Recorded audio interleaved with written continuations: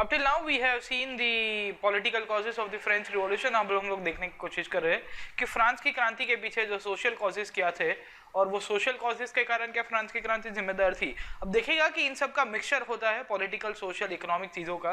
But आपको एक चीज़ याद रखनी है कि भाई सोसाइटी एक ऐसी चीज़ है जिसके कारण आपका अर्थव्यवस्था चलता है और आपकी जो राजनीतिक व्यवस्था है वो है। अगर सोसाइटी के अंदर कुछ स्ट्रक्चरल फॉल्ट रह गया तो आपकी पॉलिटिक्स और इकोनॉमी को कभी आगे नहीं लेके जाएगी। ओके, तो ऑलवेज रिमेंबर दिस। और इसके कारण फ्रांस के अंदर क्रांति भी आपको देखने को मिलती है। ओके, अब जनरली आपको जानकारी रहनी चाहिए कि फ्रांस की सोसाइटी उस टाइम के अंदर 3 सिस्टम के अंदर बटी पड़ी थी और इन सिस्टम को कहा जाता था एस्टेट सिस्टम। ओके, तो the French society was divided into 3 estate, the first estate, second estate and the third estate. और यही एस्टेट के कारण यहाँ पे इनके बीच में एक बहुत सारा डिस्क्रिपेंसी और डिवीजन था। जो फर्स्ट एस्टेट के अंदर रहने वाले लोग थे उनको कहा जाता था क्लर्जी।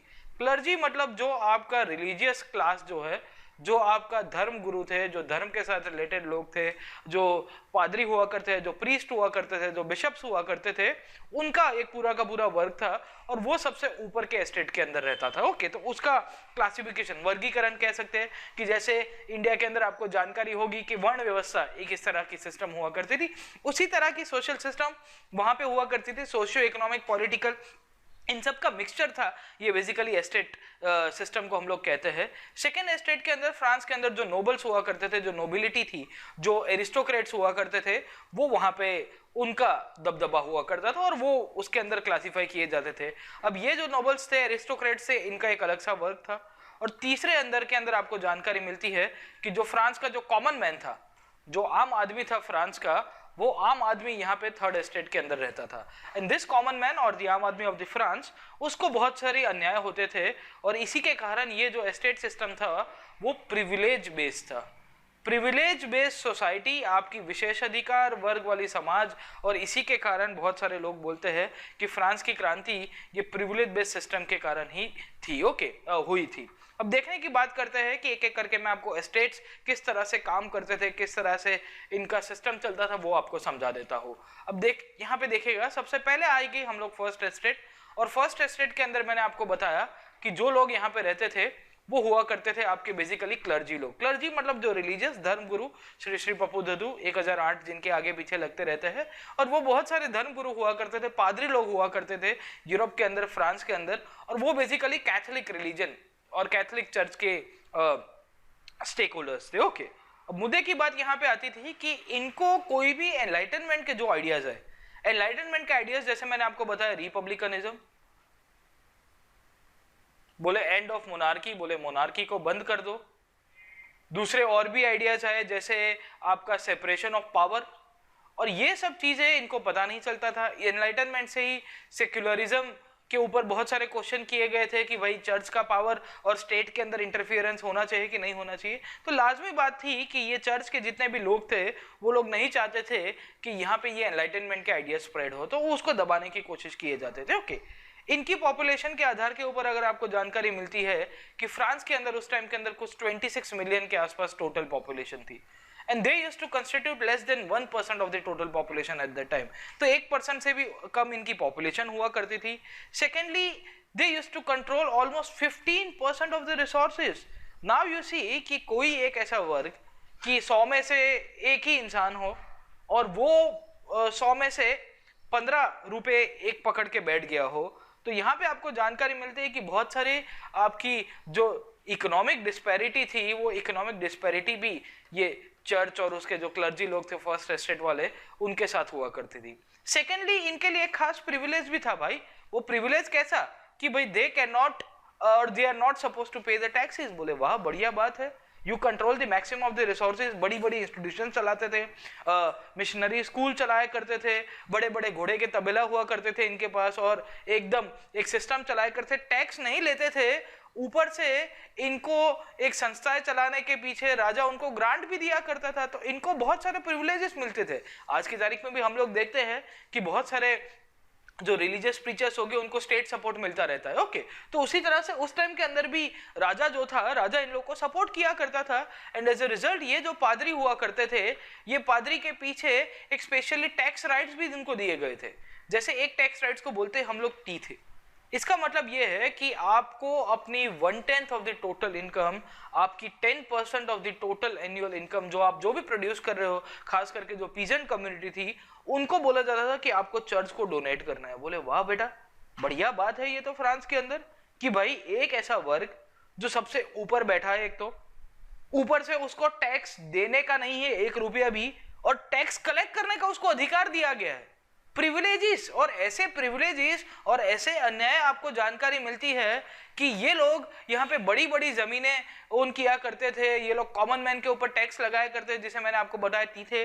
और as a result you will see कि यहाँ पे जो चर्च जो था, जो पादरी जो था, वो यहाँ पे माला माल था, एकदम सॉलिड पैसा उसके पास, एकदम मजे की लाइफ जीने की। ओके, एंड कोई टैक्स वैक्स देने का नहीं, ऊपर से भगवान का डर सबको बताता रहता था। और आपको जानकारी होगी कि ऐसे ही एक लेटर्स हुआ करते जिसे कहा जाता है सिन लेटर्स। ओके, कि आपने कुछ गलती की हो तो आप चर्च के पास जाओगे, चर्च के अंदर जाओगे, पादरी को बोलोगे कि father I have committed a mistake, तो फादर बोलेगा कि जा बेटा वो कन्फेशन रूम के अंदर चला जा, बॉक्स के अंदर, और वहां से जाके मुझे बताना। तो फादर को आप बोलोगे, आपने बहुत सारी मूवीज के अंदर देखा होगा, अमिताभ बच्चन एक मूवी के अंदर बताता है, ओके, अमर अकबर एंथनी के अंदर शायद आपको जानकारी होगी, तो उसी तरह का कन्फेशन दिया जाता था। बोले father I want to confess something, अब फादर बोलेगा कि yes my child go head. तो आप बोलोगे कि फादर आज मुझे यूपीएससी की पढ़ाई करनी थी पर मैं फ्लाइंग जेट पिक्चर देखने चला गया हूँ, तो फादर बोलेंगे कि कोई बात नहीं, माय चाइल्ड की गलतियां सबसे हो जाती है, एक तो यूपीएससी की पढ़ाई नहीं की वो तो गलती हो गई, वो फ्लाइंग जेट देखने आपने उससे भी बड़ी गलती की है, बट आपने बहुत बड़ी पाप तो किया ही है, तो you have to pay for your sin you have committed. तो मैं बोलूंगा कि भाई फादर ऐसा कौन सा मैंने पाप कर दिया और मैं किस तरह से इसकी भुगतानी कर सकता हूँ। तो फादर बोलेगा कि बेटा एक काम कर, 100 रुपया वो बक्से के अंदर डाल दे, मैं एक लेटर देता हूँ भगवान की साइन किया हुआ, भगवान तेरी गलती पूरी की पूरी माफ कर देगा। तो इस तरह की एक सिस्टम चलाया करता था चर्च, और चर्च यहाँ पे प्रिविलेज बेस्ड सोसाइटी के आधार के ऊपर आपको देखने को मिलेगा। और बेसिकली ये चर्च का जो सेटअप था वो इस तरह से चलता था। यहाँ पे आपको जानकारी मिलती है कि पोप सबसे ऊपर था, पोप के नीचे बिशप्स आया करते थे, और उसके नीचे प्रीस्ट। अभी बेसिकली ये पोप जो है ये बिशप को अपॉइंट किया करता था, और ये आउटसाइडर्स हुआ करते थे, ये बाहर के थे, और ये प्रीस्ट हुआ करते थे लोकल। और ये लोग पैसा इकट्ठा करके ये जो ऊपर जो पोप है उसको पैसा ऊपर हेडक्वार्टर्स में भेजते थे। पोप बैठता था आपका वेटिकन के अंदर, ओके, रोम के अंदर। तो इस तरह की सिस्टम हुआ करती थी, और इसी के कारण यहाँ पे आपको जानकारी मिलेगी कि फ्रांस के अंदर यहाँ पे ये जो क्लर्जी क्लास था, और जिसे हम लोग फर्स्ट एस्टेट का एक वर्ग बोलते हैं, वो बहुत ही दादागिरी वाला और बहुत ही पावरफुल सेक्शन हुआ करता था। उसके पास इतने रिसोर्सेज थे, कोई उसको क्वेश्चन नहीं कर सकता, क्योंकि भगवान का एक सोर्स ही बोला जाता था। और इसी के कारण यहाँ पे फ्रांस के अंदर एक स्ट्रक्चरल जो एस्टेट सिस्टम थी उसके अंदर एक बहुत सारी इश्यूज खड़े हो रहे थे। सेकेंड एस्टेट के ऊपर आ जाते हैं, और सेकंड एस्टेट के अंदर आपको जानकारी मिलती है तो इसके अंदर भी बहुत सारे इश्यूज थे। जैसे सेकंड एस्टेट वाला जो लोग थे उसके अंदर आपके बहुत सारे एरिस्टोक्रेट्स और जेंट्री क्लास हुआ करता था, नोबल्स हुआ करते थे, तो इसे कहा जाता है जेंट्री क्लास। अभी इनके भी बहुत सारे प्रिविलेजेस मिले थे। प्रिविलेजेस मतलब ऐसे कि आप समझ लीजिएगा कि गवर्नमेंट जॉब के अंदर इनको एकमात्र अधिकार है, एक अधिकार है। मतलब उस टाइम के अंदर एफपीएससी था नहीं, फ्रेंच पब्लिक सर्विस कमीशन, तो राजा जिसको बोलेगा तो अपने भाई भतीजों को जो नेपोटिज्म के थ्रू उनकी अपॉइंटमेंट करा देता था, किसी को डीएम बनाया, किसी को सेक्रेटरी बनाया, किसी को जॉइंट सेक्रेटरी बनाया। उस तरह की जो फ्रांस की जो भी गवर्नमेंट पोजीशंस हुआ करती थी राजा के एडमिनिस्ट्रेशन के अंदर, उस तरह से इनको अपॉइंट कर दिया जाता था। Okay, so they used to held the highest offices in the government. सरकार के अंदर सबसे उच्चतर जो पद हुआ करते थे उसके अंदर इनका दबदबा। और ये भी बेसिकली ब्लू ब्लड वाले अपने आप को बोलते थे कि भाई हम भी रॉयल फैमिली से बिलोंग करते हैं, we belong to a particular section of society and we contribute to the state and the state should contribute to us in the other forms. वो कैसा था कि भाई पैसा, एंड इन्होंने ये भी बताया कि हम राज्य की सेवा करते हैं तो राज्य हमसे टैक्स नहीं ले सकता, और ये तो इन्होंने जस्टिफाई करा दिया। सेकेंडली ये जो लुई 16 जैसे किंग्स थे वो इनके ऊपर ज्यादा डिपेंडेंट थे, क्योंकि लुई 16 को कुछ एडमिनिस्ट्रेशन का आता नहीं था, पर पता नहीं कैसे वो राजा बन गया था। तो राजा के बारे में तो आपको जानकारी होगी, कोई ना कोई इंसान कैसे भी आ जाएगा। Okay, this people also disagreed about the enlightenment ideas, क्योंकि एनलाइटनमेंट के आइडियाज किसके ऊपर फोकस करते थे कि भाई इक्वालिटी, आपका समाज कैसा होना चाहिए, इगैलिटेरियन सोसाइटी होनी चाहिए। बट दिस पीपल, इन्होंने तो बता दिया कि भाई हम तो इसे एक्सेप्ट नहीं है, क्योंकि इक्वालिटी और इगैलिटेरियन सोसाइटी आएगी तो इनकी जो दुकान है वो बंद हो जाएगी, इनकी जो सिस्टम चल रही है वो बंद हो जाएगी, इनको जो मोनोपोली मिली गई है गवर्नमेंट ऑफिस के अंदर वो बंद हो जाएगी और उसकी जगह फ्रांस पब्लिक सर्विस कमीशन आ जाएगा। तो इनको पसंद नहीं था एंड एज अ रिजल्ट इन्होंने ये जितने भी एनलाइटनमेंट आइडियाज थे उसको दबाने की कोशिश की। ओके, चर्च ने दबाने की कोशिश की, ये जो सेकेंड एस्टेट वाले जेंट्री क्लास था इन्होंने भी दबाने की कोशिश की, and this society also accounted just for 2% of the total population.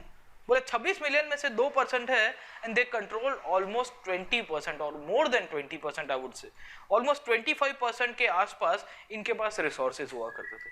You see कि एक जो क्लर्जी क्लास वो 1% था और वो 15% के रिसोर्सेज कैप्चर करके बैठा था। ये दूसरे वाले हैं 2% के आसपास और इन्होंने 20 से 25%। सो आपको जानकारी मिलती है कि rest 97% of the population will control almost 60 to 65% of the resources. So due to the social system in France, there was a wide economic disparity, and this disparity was the basis behind the French Revolution. क्योंकि France की प्रजा को ये सब चीजें पसंद नहीं आ रही थी कि भाई हमारे साथ अन्याय क्यों हो रहा है, Why we are getting exploited। ऊपर से इनमें से भी बहुत सारे लोग थे जो लोग टैक्स इंपोज किया करते थे, ये छोटे छोटे क्लर्जी क्लास वाले लोग थे वो टैक्स इंपोज किया करते थे और इनको भी एग्जेम्पशन मिला गया था कि आपको टैक्स देना नहीं है, टैक्स कलेक्ट करेंगे जरूर पर टैक्स देना नहीं है। इनमें से बहुत सारे लोग कॉन्ट्रैक्टर भी हुआ करते थे। राजा जब अपने टैक्सेशन सिस्टम जो हैपेसेड मैनर में चलाता था उसमें इन लोगों को कॉन्ट्रैक्ट दिया गया था कि भाई फलाने एरिया से 100 रुपए कलेक्ट करके मुझे दे देना और उसमें से 85 रुपए सरकार की ट्रेजरी में आपको डिपॉजिट कराने हैं, 15 रुपीज आप अपने पास रखते हो। तो वो उनका एक्सप्लॉयटेशन करता था एंड एज अ रिजल्ट ऐसा जेंट्री क्लास हुआ करता था और उसमें भी कैसा जेंट्री ऑफ रोब हुआ करता था। यहाँ पे बड़े बड़े जो आपके जैकेट जैसे होते हैं वो रोब पहना करते थे। तो वो लोग एक विशेष अधिकार वर्ग के अंदर भी विशेष अधिकार, बोले एक ऐसे ही तबके के लोग हैं जो ऐसे जैकेट्स पहन गए। एक हुआ करता था gentry of sword, nobles of sword कहते हैं। तो एक ऐसा वर्ग जो खाली तलवार रख सकता है। ओके, सबके सब लोग तलवार नहीं रख सकते बॉस, भले आप एरिस्टोक्रेट फैमिली से बिलोंग करते हो पर आप नहीं। एक था जेंट्री ऑफ हैट, बोले यहाँ पे जो टोपी पहनने वाला जो रिवाज हुआ करता था वो भी सब नहीं पहन सकते। तो इनके अंदर भी प्रिविलेजेस थे, प्रिविलेजेस के अंदर भी प्रिविलेजेस। तो एक स्ट्रक्चरल सोसाइटी जिसके अंदर इतनी असमानताएं हो और फ्रांस का जो कॉमन मैन जो 97-98% ऑफ द टोटल पॉपुलेशन था और वो ये सब चीजें देख रहा है, बेटा बोले हम लोग के साथ तो अन्याय हो रहा है। ये जो फर्स्ट एस्टेट और सेकंड एस्टेट वाले हैं सब रिसोर्सेज काबू करके बैठे हैं, राजा इनका ही मानता है, राजा इनको ही अपॉइंट करता है और हम लोग को मिलता क्या है, कुछ भी नहीं। बोले ठेंगा दे दिया राजा ने and as a result you will see कि ये जो थर्ड एस्टेट था वो थर्ड एस्टेट को सबसे ज्यादा गुस्सा था और वही गुस्से के कारण 16 जून 1789 यहाँ पे ये जितने भी थर्ड एस्टेट के लोग थे वो सब मिलेंगे और राजा के खिलाफ रिवॉल्ट की शुरुआत करेंगे। अब देखिएगा ये जो थर्ड एस्टेट था it consisted almost of 97-98% of the total population and this 97-98% of the total population इसके अंदर भी 3 प्रकार के लोग हुआ। ऐसा नहीं था कि थर्ड एस्टेट वाज होमोजीनियस, इसमें एक ही प्रकार के लोग नहीं रहते थे, इट वाज हेट्रोजीनियस। यहां से एक से ज्यादा वेरी वेरी बहुत सारे इतनी डाइवर्सिटी थी कि बात मत पूछो, इतनी डाइवर्सिटी थी की बात। और ये डाइवर्सिटी के कारण ही आपको जानकारी मिलती है कि यहाँ पे जो फ्रांस की क्रांति होगी उसमें ये जो थर्ड एस्टेट था और थर्ड एस्टेट के अंदर जो अपर क्लास वाले जो लोग थे वो ये क्रांति करेंगे। ओके, तो हम लोग देखने की कोशिश करते हैं थर्ड एस्टेट के अंदर। अब देखिएगा कि ये थर्ड एस्टेट के बारे में मैंने बताया कि इसमें 97% ऑफ द टोटल पॉपुलेशन रहा करती थी। This groups made up the third estate. ये तीसरा ये पूरा का पूरा जो एस्टेट है उसी का ही पार्ट हुआ करते थे एंड यू विल सी कि इसमें जो पहला वर्ग था जो सबसे पावरफुल हुआ करता था उसे कहा जाता है बुर्जुआ और मिडिल क्लास। जो फ्रांस के अंदर जो थोड़ा बहुत पैसे वाला जो वर्ग था जिनके पास पैसे हुआ करते थे वो था आपका मिडिल क्लास और ये मिडिल क्लास बेसिकली ये सब चीजें देख रहा था। अब देखेगा कि ये मिडिल क्लास जिसे हम लोग फ्रेंच आम आदमी कहते हैं, ओके, बड़ा वो था ना कि जचीला इंसान हुआ करता था. They were very much well educated and they believed in the ideas of enlightenment, क्योंकि यही लोग थे जिन्होंने एनलाइटनमेंट के आइडियाज को देखा था, समझा था. इनमें से ही बहुत सारे फिलोसफर्स उभर के आ रहे थे फ्रांस के अंदर, और ये जितने भी लोग थे उन्होंने ये सब चीजें अपनाई कि भाई नहीं, गलत नहीं है, ये सब आइडियाज अच्छे हैं. क्योंकि एनलाइटनमेंट ने ही लिबर्टी और इक्वालिटी की बात की थी. मोनार्की लिबर्टी को दबाने की कोशिश करता था, मोनार्की इक्वालिटी को दबाने की कोशिश कर रहा था. आपका जो प्रिविलेज बेस्ड सोसाइटी है वो भी इक्वालिटी और लिबर्टी को एक्सेप्ट नहीं करता था. But this people wanted change. बोले हमको चेंज चाहिए बॉस, हमको ये सब चीजें नहीं पसंद आती कि आप हमारा शोषण करो इस सब चीजों से और हम लोग को आगे लेके जाने की कोशिश करो. Okay, so you will see that the third estate, और थर्ड एस्टेट के अंदर का जो सबसे पहला भाग था, the first part of the third estate, जो मिडिल क्लास हुआ करता था, ये बहुत सारे पैसे दिया करता था. They used to contribute to the taxes of the state. अब आप समझिएगा कि एक ऐसा वर्ग जिसको सोशल कोई प्रिविलेजेस नहीं थे, जिसको कोई पॉलिटिकल प्रिविलेजेस नहीं थे, बट वो आर्थिक रूप से, इकोनॉमिकली वो थोड़ा बहुत पावरफुल बोल सकते हो, मतलब उसका थोड़ा बहुत एक दम था. और राजा उन लोग को कुछ भी रिप्रेजेंटेशन देता नहीं था. तो होता है ना कि प्रजा देखेगी कि अरे मेरे साथ अन्याय क्यों हो रहा है, मैं पैसा देता हूं, मैं स्टेट को कंट्रीब्यूट करता हूं, मैं पढ़ा लिखा इंसान हूं, मुझे पता है कि मेरे साथ अन्याय हो रहा है, और वो अन्याय के पीछे कौन कारण है? बोले राजा कारण है. And as a result this middle class felt that the wealth entitled to them to a greater degree of social status and political power. ये मिडिल क्लास एक्सपेक्ट करता था कि भाई हमारे पास पैसा है तो हमको सामाजिक रूप से और राजकीय रूप से प्रतिनिधित्व मिलना चाहिए. आज की तारीख में भी आपको देखने को मिलेगा यही वर्ग है जो प्रतिनिधित्व के लिए सबसे ज्यादा लड़ाई करेगा. And as a result you will see कि ये जो फर्स्ट क्लास हुआ करता था थर्ड एस्टेट के अंदर का ही, विद इन इंट्रा जो आपका थर्ड एस्टेट का पार्ट था, इन लोग को चाहना थी कि हमको पावर मिलना चाहिए. दे वर एक्सपेक्टिंग कि हमको सत्ता मिलनी चाहिए, हमको पावर मिलना चाहिए, और इनको ऐसी आशा थी कि भी हमको सत्ता मिलेगी तो ही हम लोग यहाँ से सिस्टम कंटिन्यू करा पाएंगे. अब हम लोग थर्ड एस्टेट का ही सेकेंड पार्ट देखते हैं. वो थे बहुत सारे फ्रांस के जो कारीगर वर्ग, जो वर्कर्स हुआ करते थे फ्रांस के, उनके बारे में थोड़ी बहुत जानकारी लेते हैं.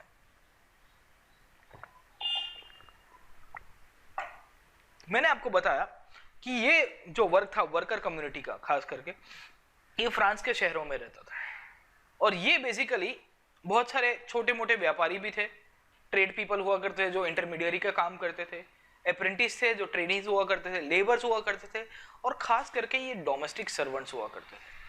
अब ये जो डोमेस्टिक सर्वेंट्स थे ये कहाँ जॉब करेंगे?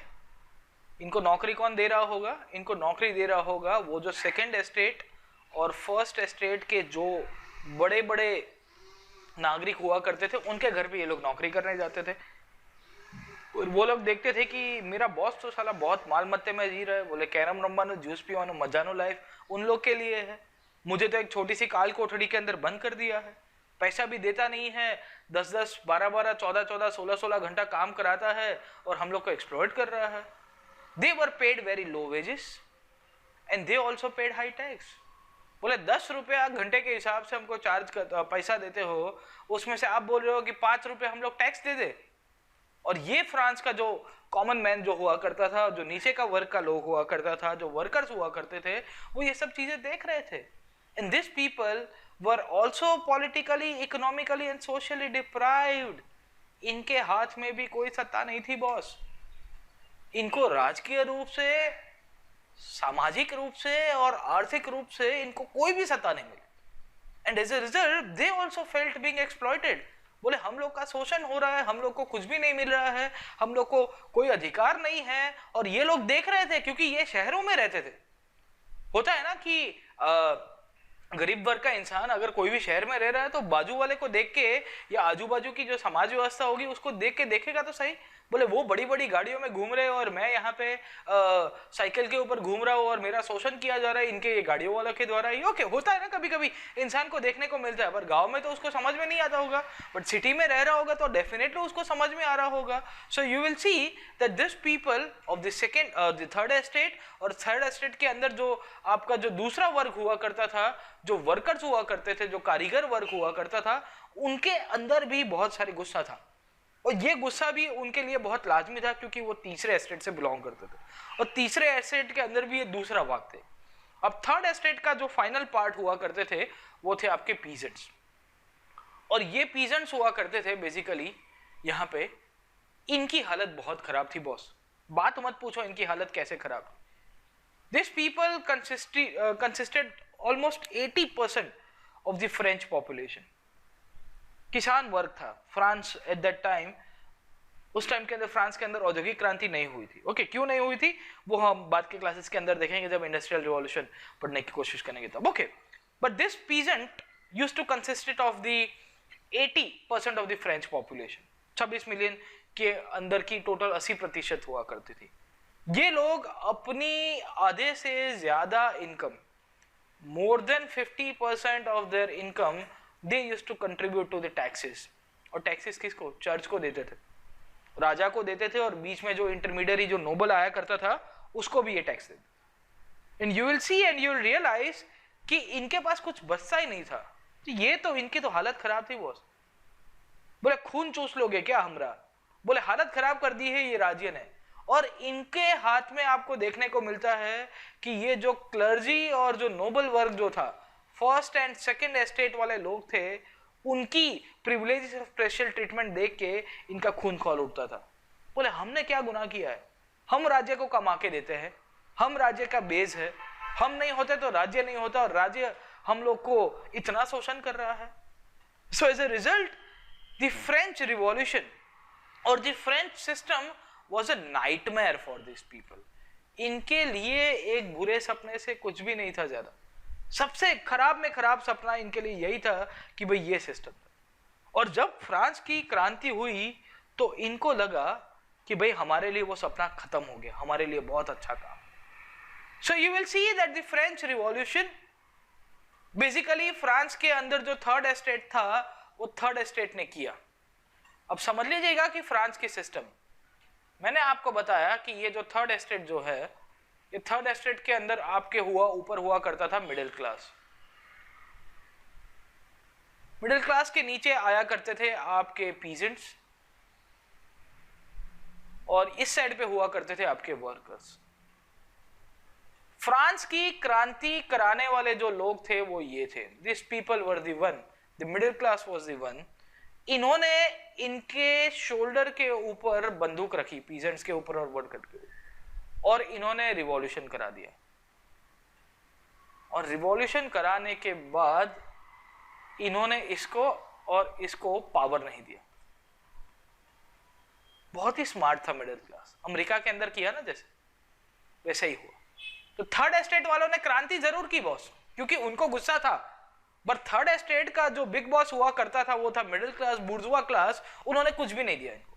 So always remember that the French revolution और फ्रांस की क्रांति के अंदर ये सिस्टम पूरी की पूरी चलती है, जहां पे मिडिल क्लास यहाँ पे पावर कैप्चर करने की कोशिश करेगा, और वो मिडिल क्लास जब पावर कैप्चर करता है तो फ्रांस की प्रजा और उससे गुस्साएगी, और वो रिवॉल्यूशंस और काउंटर रिवॉल्यूशंस फ्रांस के अंदर चलते रहते हैं।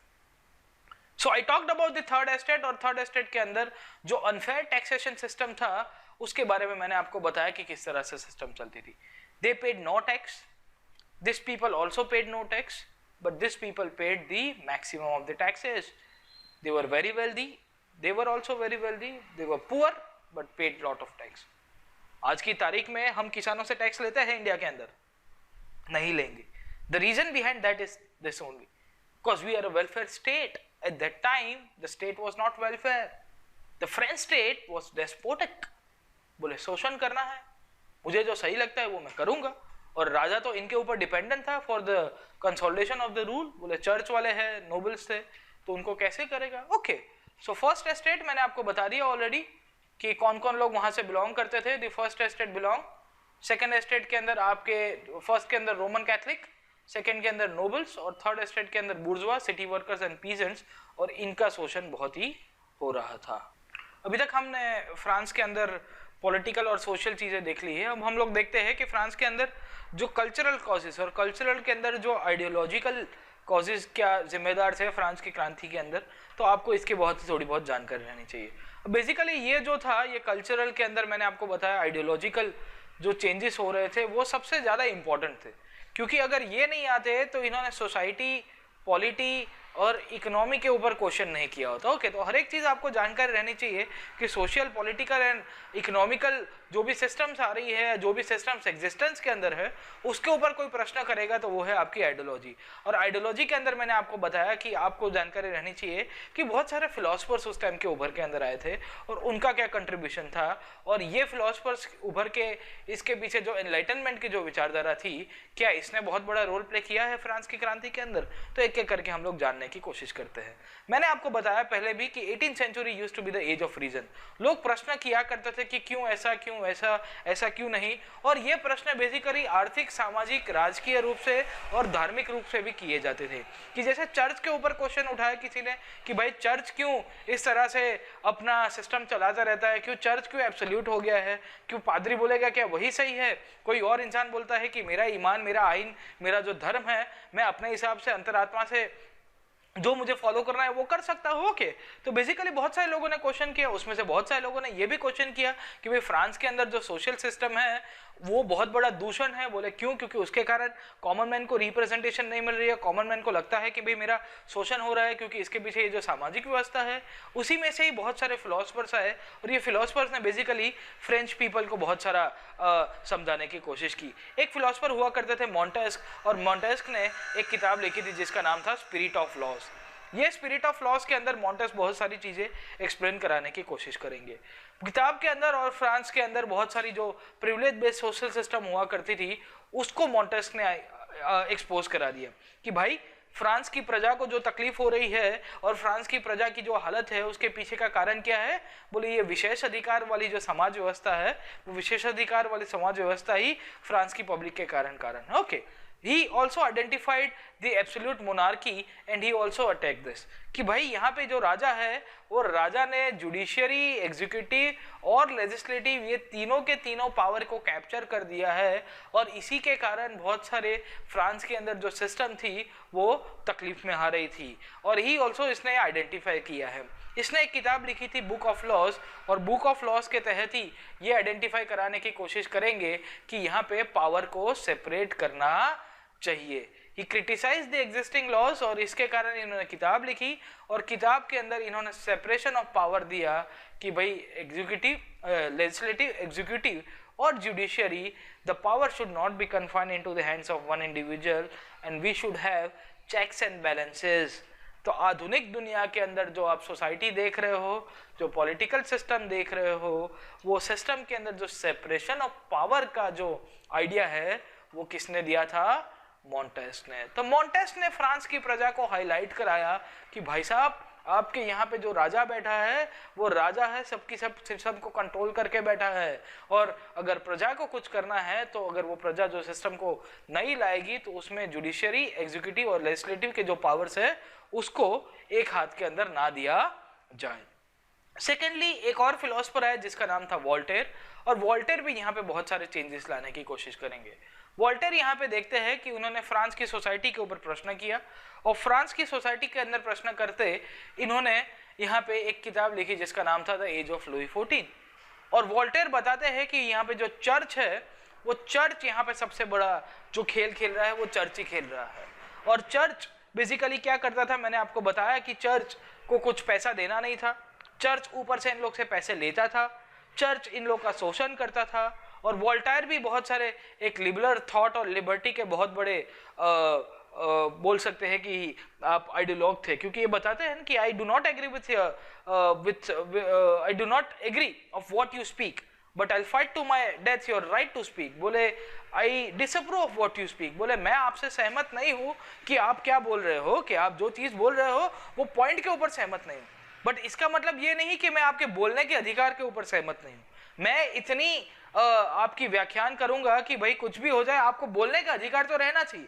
मैं आपसे सहमत नहीं हूं, आपका जो पॉइंट है आप बता रहे हो कि आपको ये चीज करनी है, उसके लिए सहमत नहीं हूं, पर आप नहीं बोल सकते उस चीज के ऊपर में। और ये फ्रांस के अंदर जो पब्लिक थी उनको जो लिबर्टी नहीं दी जाती थी, वो लिबर्टी के ऊपर इसने क्वेश्चन किया और इसने बताया कि भाई फ्रांस की प्रजा को जो लिबर्टी नहीं दी जा रही है उसके पीछे कोई एक ही पर्सन जिम्मेदार है, और वो था आपका मोनार्क। बोले यहाँ पे जो राजा था, और वो राजा के अंदर भी मैंने बताया कि लुई 14 जो हुआ करता था, जिसने एब्सोल्यूट कर दिया था सिस्टम को, और ये एब्सोल्यूटिज्म के कारण आपको जानकारी मिलती है कि यहाँ पे जो फ्रांस की जो प्रजा थी उसको इसने हाईलाइट करा दिया कि भाई साहब हम लोग के अंदर जो सिस्टम है वो सिस्टम के पीछे राजाशाही, और राजाशाही के साथ साथ जो निरंकुश राजाशाही थी और चर्च जो अपना सिस्टम चलाता था वही जिम्मेदार है। तीसरा यहाँ पे जो फोर्स उभर के आया और तीसरा फिलोसफर अगर हम लोग को अगर इंक्लूड करना है तो वो था रूसो। अब रूसो बेसिकली यहाँ पे एक किताब लिखते हैं जिसका नाम था सोशल कॉन्ट्रैक्ट, और सोशल कॉन्ट्रैक्ट के अंदर बताता है कि believe that the people are born good but they were corrupted by the society, and man is born free but everywhere in chains. Okay, तो आदमी बहुत ही एक फ्री है, आदमी बहुत स्वभाव से अच्छा है, और राज्य की जरूरत जो है वो राज्य की जरूरत आदमी के थ्रू ही आएगा, और वो आदमी एक कॉन्ट्रैक्ट कर सकता है एक रूलर और पीपल के बीच में, और इसके थ्रू इसने आइडेंटिफाई करा है।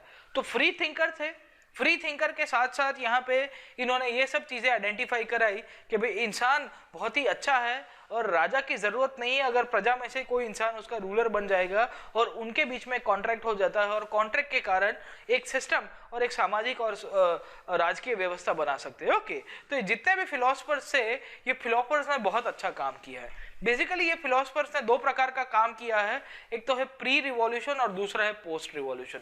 प्री रिवॉल्यूशन ने इन्होंने ये सब चीजें आइडेंटिफाई कराई और फ्रांस की प्रजा को बता दिया कि भाई आपके यहाँ पे जो तकलीफ है, आपके यहाँ पे जो सौरोस है, आपके यहाँ पे जो दुख है, वो दुख का कारण कौन है?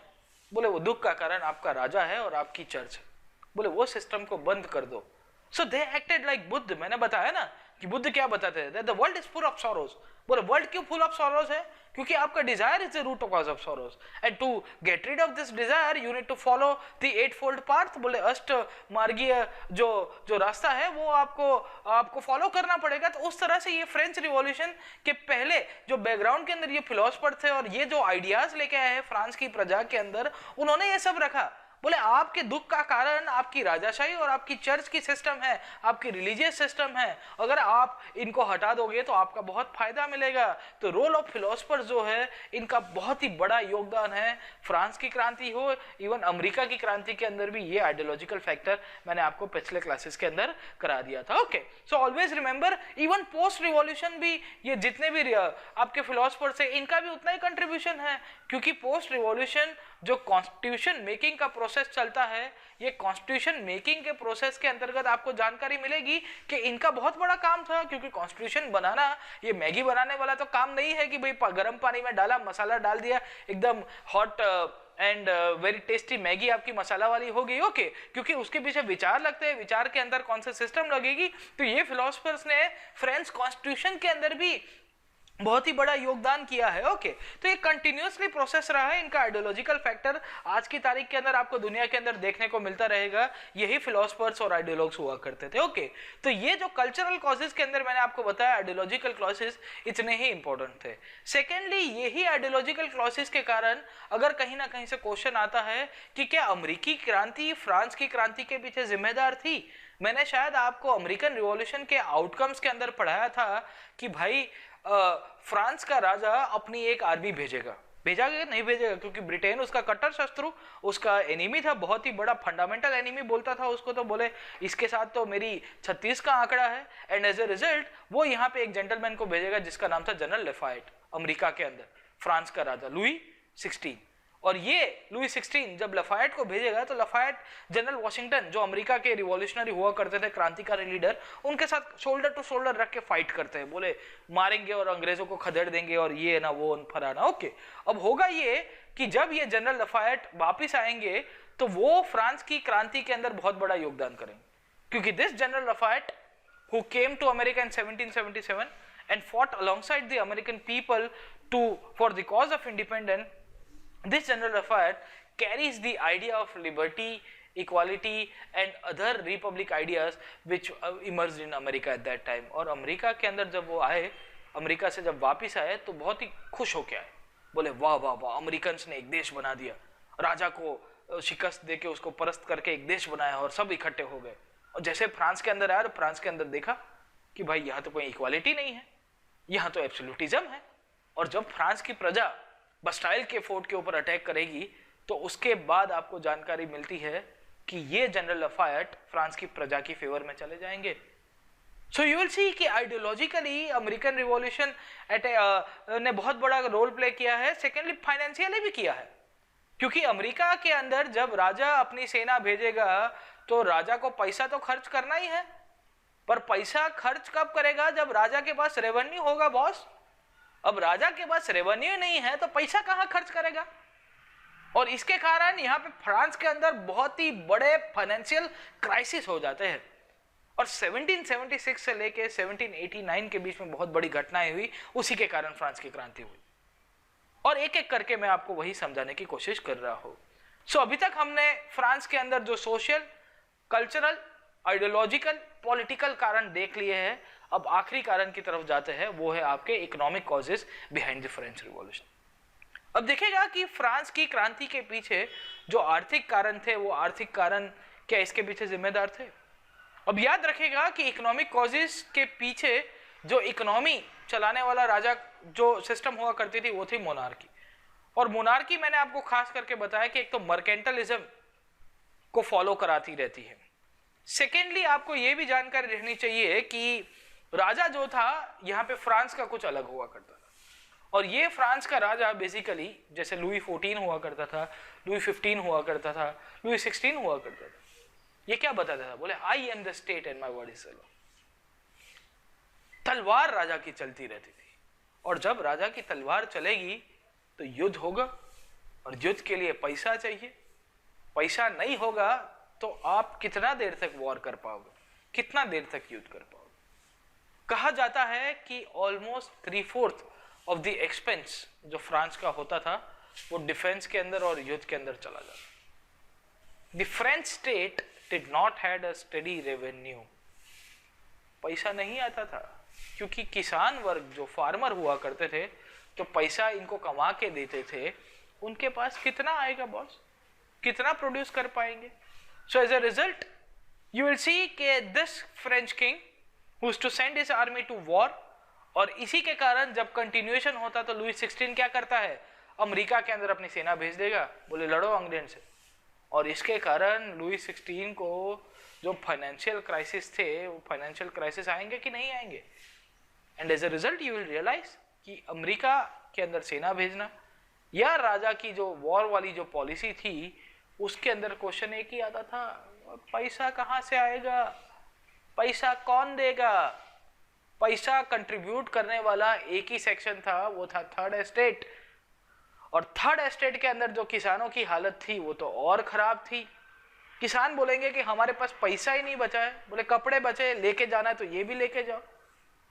तो ये कंडीशन थी फार्मर्स की, ये कंडीशन थी पीजेंट्स की। और राजा तो यहाँ पे राजा लेविश लाइफस्टाइल जीना, बोले एकदम सॉलिड केक वेक खाने का, दूध दूध पीने का, एकदम मजे की लाइफ, उसको कहां पड़ी है भाई?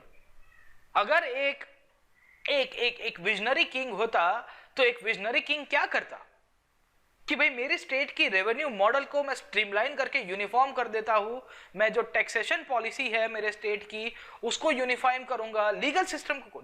बट यहां राजा को कुछ पड़ी नहीं है, और इसके कारण फ्रांस के अंदर इकोनॉमिक क्राइसिस की तरफ जा रहा था। मुद्दा एक ही आ रहा था कि रेवेन्यू कहां से लाना, और इसके अंदर तीसरा जो इकोनॉमिक कॉज निकल के आता था वो था फ्लॉड टैक्सेशन पॉलिसी। राजा की टैक्स की नीति थी ही नहीं। The first and the second estate used to control almost 40-45% of the resources, but you will see that they were exempted from paying tax. They were exempted from paying tax.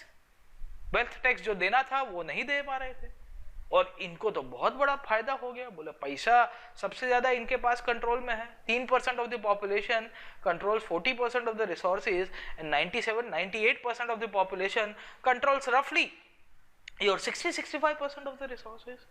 तो France के अंदर जो economic disparity थी, जो आर्थिक असमानताएं थी, क्या उसके पीछे आपको समझ में आ रहा है कि फ्रांस की क्रांति का कारण बनता है? And as a result, due to this not uniform taxation policy, it affected the local trade as well. क्योंकि एक राज्य के अंदर 10% है, एक एरिया के अंदर, कहीं पे 20% है, कहीं पे 35% है, और इसके कारण ट्रेड डेवलप नहीं हो पाया। ट्रेड डेवलप नहीं हुआ तो आपका इकोनॉमिक ग्रोथ होगा?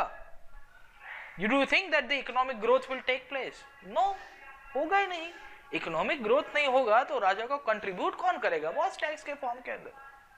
अगर सरकार को आज की तारीख के अंदर टैक्सेशन बढ़ाना है या टैक्स का टारगेट बढ़ाना है, तो उसको ये भी देखना पड़ेगा ना कि भाई प्रजा के हाथ में पैसा आना चाहिए पहले। जब हाथ में पैसा आएगा तभी वो प्रजा कंट्रीब्यूट करेगी। And as a result the third estate bear the brunt. यहाँ पे थर्ड एस्टेट के ऊपर जो फटका पड़ता था, इनकम सबसे लो थी, पॉवर्टी सबसे हाई थी, और फ्रांस के अंदर करीबन 65-70% इन्फ्लेशन था। क्योंकि जो डिमांड एंड सप्लाई की जो खेल थी, वो डिमांड सप्लाई की खेल यहाँ पे फुलफिल ही नहीं हो रही थी। सप्लाई मिनिमम था क्योंकि ट्रेड डेवलप नहीं हो रहा था। डिमांड तो आपकी जो थोड़ी बहुत थी, जो सोसाइटी थी कंज्यूम करने वाली, उसके पास भी हालत खराब थी।